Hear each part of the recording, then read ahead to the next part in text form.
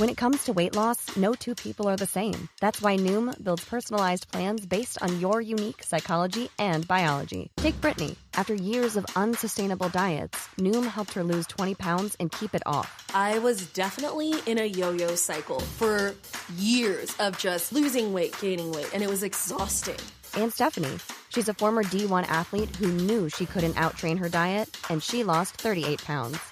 My relationship to food before Noom was never consistent. And Evan, he can't stand salads, but he still lost 50 pounds with Noom. I never really was a salad guy. That's just not who I am. Even through the pickiness, Noom taught me that building better habits builds a healthier lifestyle. I'm not doing this to get to a number. I'm doing this to feel better. Get your personalized plan today at Noom.com. Real Noom users compensated to provide their story. In 4 weeks, the typical Noom user can expect to lose 1 to 2 pounds per week. Individual results may vary.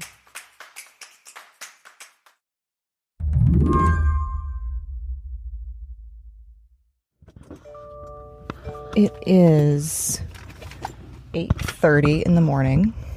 I am at the Whole Foods, going a little early, hoping to not.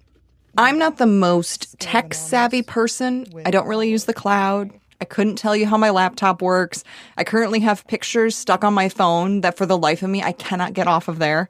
I also get kind of weirded out every time I see a company roll out a tech update that I've never seen before. That's why I wanted to talk to Emily Moore, a technology and food journalist, about an interesting trip I took to my local Whole Foods. I went to get bananas because we always need bananas and some yogurt, and I remembered we were having friends over, so I got a bottle of wine. And when I went to the self-checkout, there was this long device that kind of looked like a weird cell phone. Can you guess what that was? Was that Amazon One? It was. Amazon One is Amazon's latest attempt to roll out biometric payment systems in their grocery stores. Now, I had not seen one of these things before, this little palm reader thing. Luckily, a friendly employee was there to help. How do you use it? Not registered. What you do is you put your card in there, you scan your right hand, then your left hand. Oh, both hands, okay. Yep. Then it'll give you the prompt to say that everything's good. So, but when you come in here to pay, when you're in the pay mode, it'll show you pay with Palm Amazon. Okay. Yep. Interesting. Have a lot of people been using it?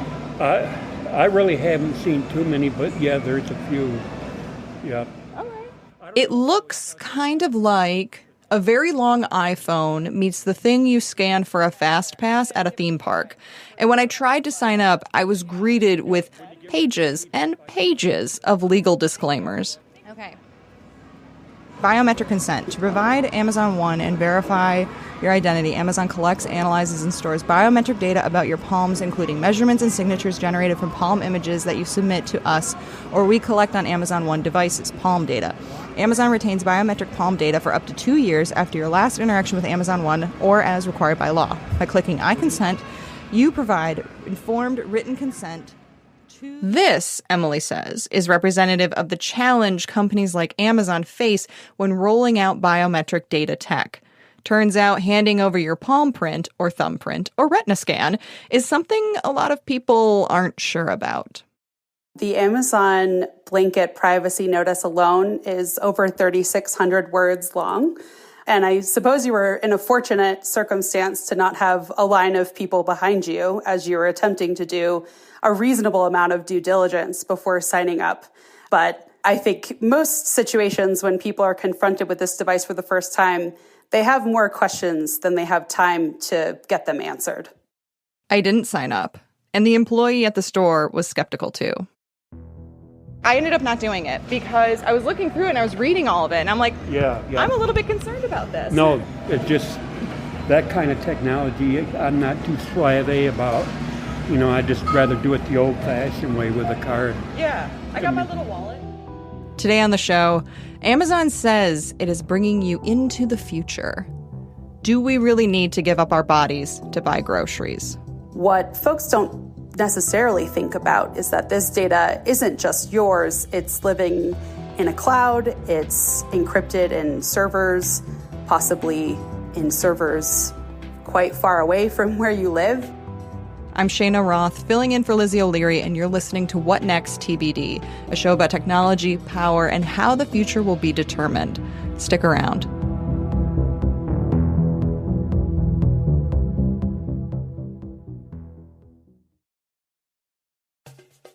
Get 3% daily cash back when you use Apple Card to buy a new iPhone 15 or pair of AirPods at Apple. You can choose to grow it at 4.4% annual percentage yield when you open a savings account through Apple Card. Apply for Apple Card in the Wallet app on iPhone. Subject to credit approval. Savings is available to Apple Card owners, subject to eligibility. Savings and Apple Card by Goldman Sachs Bank USA, Salt Lake City branch. Member FDIC. Terms and more at applecard.com. Get 3% daily cash back when you use Apple Card to buy a new iPhone 15 or pair of AirPods at Apple. You can choose to grow it at 4.4% annual percentage yield when you open a savings account through Apple Card. Apply for Apple Card in the Wallet app on iPhone. Subject to credit approval. Savings is available to Apple Card owners, subject to eligibility. Savings and Apple Card by Goldman Sachs Bank USA, Salt Lake City branch. Member FDIC. Terms and more at applecard.com. Amazon One was first rolled out last year. It was Amazon's latest move to upgrade their grocery tech. So Amazon One is a scanning device that uses your biometric data, specifically your palm, the patterns on your palm, and the underlying vein structure. It allows you to make payments, gain entry to events and facilities, buy concessions at events and facilities that have this technology installed, verify your age, say if you're going to buy some beer at a football game, and even start to accrue your loyalty rewards. How does this fit into the other membership products that Amazon offers? I know they have like an incredible suite of things that you can get by signing up to Amazon. Right now, you can find Amazon One. It started at Whole Foods markets in about 2021 at just a small percentage of stores. And there wasn't a huge marketing push. It just sort of got rolled out organically within the stores. And there were sales associates there to help people make the decision of whether or not to sign up. But if you fast forward to today, Amazon One is located in every Whole Foods market in the United States, at Amazon Fresh locations. And it looks like the rollout is expanding. They're even using it as an entry verification system at Crunch Fitness gyms and Seattle's Lumen Field, where you can use it to buy concessions and even team merch. So this wasn't Amazon's first big biometric move in the grocery store industry. What had they attempted prior to the Whole Foods Amazon One situation? Prior to Amazon One and this palm scanner technology was a service called Just Walk Out, which was a novel concept where folks could enter an unmanned grocery store in terms of checkouts, put things in your cart, put them into your bag, and as the name indicates, just walk out. They used devices such as cameras and sensors to map what exactly you were purchasing. And then after you left, that transaction was logged and your payment method was charged.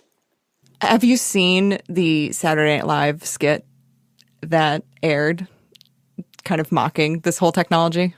So where do you pay? There's no register. It all happens with our grab-and-go technology. But where do you pay? You don't. No, I do. I always pay. Okay, who do you think I am? It hits on mostly this idea that people who are not white would be very afraid to just walk out with their purchases and not trust the technology. But what it doesn't hit on is something that I feel like a lot of people would also be worried about with this, which is just like, so I'm being watched the entire time I'm going through this store? Yeah, the idea of being surveilled is not a comfortable one, at least for most people. And I think the just walk out premise took the idea of trading privacy for convenience perhaps a step beyond where the consumers are right now with their comfort level. Amazon canceled the use of the Just Walk Out tech earlier this year. They're instead opting for tech-infused shopping carts that track what customers are buying. This is a slightly different take on the autonomous shopping experience.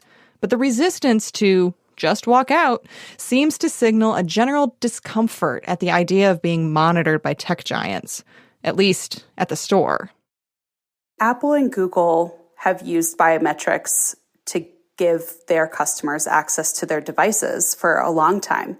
And it's not a difficult sell. It's your device. You feel more secure giving your retina or your fingerprint, for example, to access what you perceive as yours.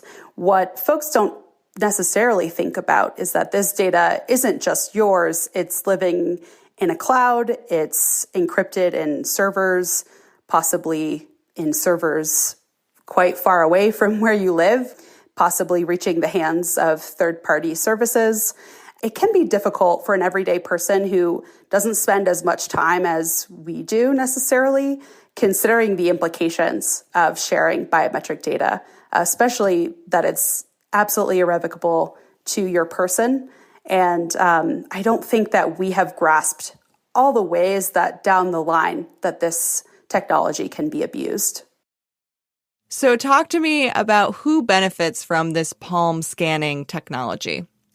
Amazon claims that customers benefit from it because it's fast and convenient and contactless and free. Others may say that it's really Amazon that benefits. The lines move faster, so more products can be sold. And ultimately, Amazon has a very broad reach into everyday services in society right now. You have to hold Amazon accountable to its promises to customers. So this is a relatively new service, and it's hard to conceive of ways that Palm data can be exploited. But for example, right now, it's just select grocery stores and a few experiences like football games and gyms where you might be using this. But imagine if a service like this gets rolled out at healthcare facilities, or you need to scan your palm to pick up your child from preschool. What happens if your personal palm data is hacked and exploited? Things can get really sticky really fast. What would happen if someone stole your biometric data? What then? Yeah, in today's world, that could look like a shopping spree at Whole Foods. In a future world where a technology like this is more ubiquitous, that could look like further financial theft on a grander scale. Say if you're using that data to access bank accounts or investment accounts. That could look like identity theft if technology like this is used crossing borders or flying on an airplane, which in a lot of ways it already is happening. That technology is already being used at borders and in airports. And who knows if this type of technology is implemented into other spaces that are perceived to require more security, like schools, libraries, other public spaces. People can steal your identity, and who knows, things could be attributed back to you that you didn't actually participate in. We reached out to Amazon to ask about Amazon One and security. They said, in part, Amazon One Palm data is not used by Amazon for marketing purposes and will not be bought by or sold to other companies for advertising, marketing, or any other reason. In fact, when you use Amazon One at third-party locations, Amazon doesn't track what you do or buy after entering the location. Your Palm data is safeguarded in the Amazon Web Services, AWS, cloud. AWS is backed by more than 300 cloud security tools and 100,000 security partners from around the world. Millions of customers, including the most security-sensitive organizations like governments, healthcare facilities, and financial services, have built services on our highly secure cloud. You can read the full statement on our website, slate.com. After the break, is the convenience of scanning a palm to pay worth it?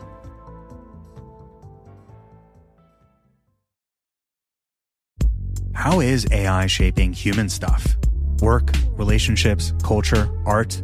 Will all of this look drastically different in the next 10 years? Some predictions are just hype, but not all of them. My name is Bilawal Sidhu. And I'm here to cut through the noise and clear AI up for you in my new podcast from the TED Audio Collective, The TED AI Show. Join me in interviewing the world's leading experts, artists, and journalists for a firsthand look and new perspective on the fast-moving world of AI. Listen anywhere you get your podcasts. I'm really curious about if we follow this use out to its, I don't know if it's a logical conclusion, but certainly potential conclusion, which is we become a cashless, cardless society where you just scan your palm in order to pay for your groceries and your food. I mean, I feel like that's going to have a negative impact on access to groceries and food for people who, don't have the ability to do the necessary things that you have to do in order to set up an Amazon One account or some other type of account at different grocery stores. Therein lies the problem. If you imagine even just a few years ago, maybe a few decades ago, how much more often we were using cash over cards, and compare that to today, where sometimes you'll show up to a coffee shop or a smaller vendor and they may say cash is not accepted. That's not technically legal, but it is done, and it's sometimes tolerated with businesses that don't create the infrastructure to accept cash as legal tender. It's definitely not inconceivable to say that in the next couple of decades, payments are going to look very different. And if biometrics are in the equation, that's going to require everyday customers to maintain their online accounts, have smartphone access, have reliable internet access. And that's certainly not the case for every American and every person around the world. Is there an argument that biometric data is more secure and that devices like the palm scanner are a good thing? Like, it's probably harder to hack my palm print than it is my terrible password choices. Do you think the concern is more about this being another data set that a company is harvesting than security? It's a good question. And I think if you ask people who are responsible for designing password systems and login systems, they're not going to tell you that biometrics are inherently more secure. They're going to tell you that the best way to protect your information is to have good password hygiene, to set up authentication services like two-step verification. They're not going to tell you that you need a retina or that you need a palm in order to fully lock down your information. And so that, I would say, is a bit of an overstep if the industry were to claim that. And I don't think that they are. Rather, they lean into the messaging that it's convenience that's provided. Target is currently facing a lawsuit involving biometric data. The lawsuit claims that stores collected data using facial recognition tools to prevent shoplifting without customer consent. Is one of the issues that people have with collecting this type of data more a consent issue? And given what we mentioned earlier, all of the fine print that goes into this, I mean, do you think people are realistically able to give their full consent? This lawsuit illustrates a few issues happening right now. One is that the United States doesn't have a federal law that protects people's individual privacy or data security, at least not one that keeps up with the pace that the industry is moving right now. If you compare the United States to the European Union, which has the General Data Protection Regulation, that established individual rights to personal data and privacy, and it remains a pretty revolutionary piece of legislation. The state of California has modeled its own legislation after it. It's not quite the same, but it's pretty similar, and several other U.S. states have followed suit. And this has not only created the right for people to have to be asked their consent before data collection occurs, but also to bring about a lawsuit in case they're concerned that their rights have been violated. Just as folks are becoming aware that their personal photos, words, art has been scraped off the internet to train these AI models without consent, it's difficult to know whether people are conceiving of store surveillance or other methods that are capturing their facial data and their facial biometrics and tracking their movement throughout the store. How do you think companies should be balancing convenience, security, and accessibility in a way as they develop technology? Like, who is really asking for this? I don't think anyone asked for Amazon One, to be blunt. You know, there's someone I spoke with for this story who was so excited about this technology. And one of his takeaways when he first experienced it was, wow, this is so sci-fi. This is so cool. When we have this emotional response to a new piece of technology, we may be attributing thoughts and feelings to fiction. We may have grown up with stories like Star Trek or Dune, where certain decisions have been made about technology that exist for the greater good. It's pretty different, I think, from what we're experiencing today. You know, we all signed up for social media a few decades ago and didn't know that just some simple chats between dorm mates would turn into this massive data harvesting exercise that would forever shape the way that we interact with each other. And we're at the very beginning of this technology right now, biometrics being integrated into everyday life. And I think it's important that we stay critical of what the future looks like for this technology so that we can also have a chance to shape it for the greater good. Emily Moore, thanks for speaking with us. Oh my gosh, Cheyna Roth, it was great to meet you. That's it for our show today. What Next TBD is produced by Evan Campbell and Patrick Fort. Our show is edited by Paige Osborne. Alicia Montgomery is Vice President of Audio for Slate. TBD is part of the larger What Next family. If you're a fan of the show, I have a request for you. Please become a Slate Plus member. Just head on over to slate.com/whatnextplus to sign up. We'll be back next week with more episodes. I'm Cheyna Roth, in for Lizzie O'Leary. Thanks for listening.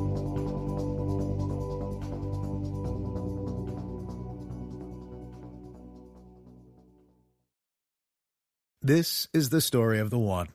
As a maintenance engineer, he hears things differently. To the untrained ear, everything on his shop floor might sound fine, but he can hear gears grinding or a belt slipping. So he steps in to fix the problem at hand before it gets out of hand. And he knows Grainger's got the right product he needs to get the job done, which is music to his ears. Call, click Grainger.com, or just stop by. Grainger, for the ones who get it done.